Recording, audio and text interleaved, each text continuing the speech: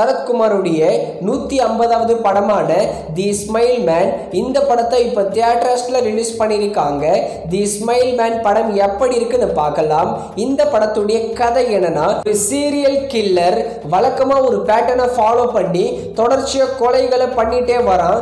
எப்படின்னா வாயை கிழிச்சு ஸ்மைலா பண்ணிட்டு தொடர்ச்சியா கொலைகளை பண்ணிட்டே வரான். இந்த சீரியல் கில்லரை நம்ம சரத்குமார் மெமரி லாஸ் ஆகிறதுக்கு முன்னாடி எப்படி கண்டுபிடிக்க போறாருன்றதுதான் இந்த தி ஸ்மைல் மேன் படத்தோட கதையே. இந்த படம் ஒரு டீசென்டான படமா தான் வந்திருக்கு. ஏன்னு சொல்றேன்னா, நிறைய சீரியல் கில்லர் படங்களே வந்துட்டே இருக்கு நம்ம தமிழ் சினிமால. ரீசெண்டா போர் தொழில் ஒரு பெஸ்டான சீரியல் கில்லர் படமும் வந்தது. அதே மாதிரி தான் தி ஸ்மைல் மேன் படமும் வந்திருக்கு.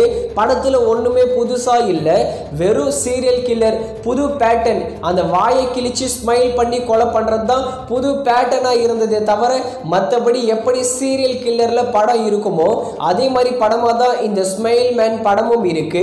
இந்த ஸ்மைல் மேன் படத்துல நம்ம சரத்குமாருடைய பெர்ஃபார்மன்ஸ் ரொம்பவே சூப்பரா இருந்தது.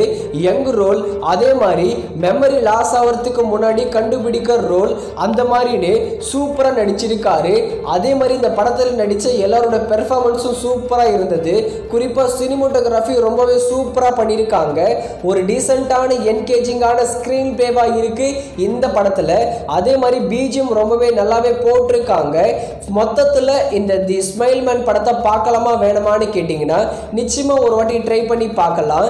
நீங்க ஒரு சீரியல் கில்லர் ஃபேனா இருந்தீங்கன்னா நிச்சயமா இந்த படத்தை ட்ரை பண்ணி பார்க்கலாம்.